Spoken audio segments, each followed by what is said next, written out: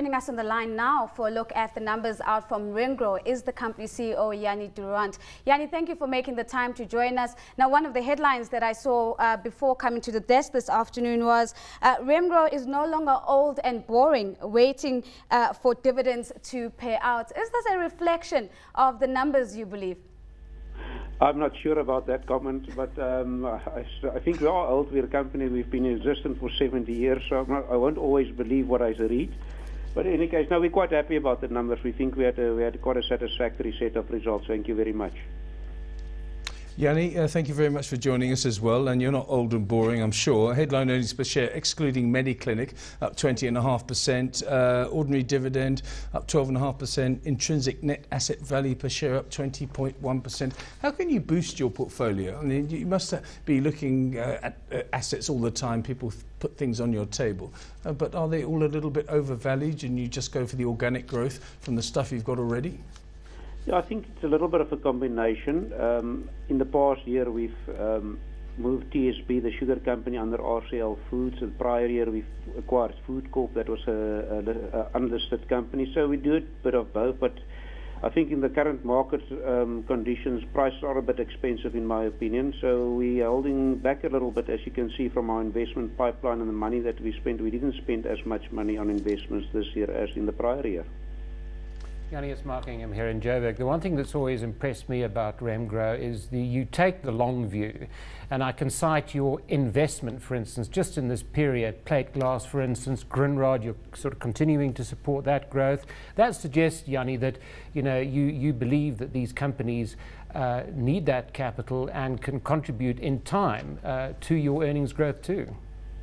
Absolutely. I mean, that is the advantage of having a controlling shareholder, advantage of operating from your own balance sheet, that we've got our own money to invest, so we don't have to look at quarterly performances. We can take a 5, 7, 8-year view on certain of these investments. And I think over a period of time, actually over a long period of time, we've shown that that strategy worked for us. Jannie, given your diversified portfolio, are there any new sectors that perhaps have caught your eye and that you perhaps could be tracking to see if there's any value to be had there? Yeah, I think there's not really new sectors that has caught our eyes at the moment. We're still concentrating in bedding down some of our acquisitions and also the restructuring on the food side via RCL Foods. We're quite excited about the infrastructure sector. We're supporting that via Grindrod. We've also got a fund that operates into Africa that's looking at infrastructure investments. So those are the two sectors that is actually I think, not the most excited about, I would say, but actually takes a lot of management attention at this point in time.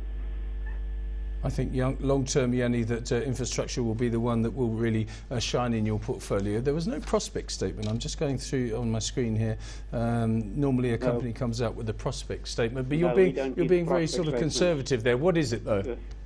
Yeah, I think the next 12 months is definitely going to be more difficult than the prior 12 months. I mean, on the consumer side, we know that credit is drying up. I mean, consumer has been borrowing to spend, so I think that is going to come down. So I think where we deal directly with the customers, I think it's going to be tougher. But luckily, we've got a long-term view. We'll see through the cycle. There's no doubt that the credit cycle has been at its lowest point ever in a long, long time. So I think that will toughen up. But it might give us some opportunities to acquire assets at cheaper prices if realism sets into the markets. Jannie, you've got a very good clutch of assets that cover a host of sort of industrial sectors in SA, particularly. Is your focus going to remain South Africa and the region, Grindrod being a very good example, or would you consider casting your net wider? Our focus is definitely Southern Africa and Africa south of the Sahara. Some of our companies are looking at opportunities in the wider African space. I'm talking Nigeria, Ghana, Kenya, Tanzania. So we're definitely casting our net wider via our underlying investee companies. A very big thank you to Jannie Durand, the CEO of Remgro.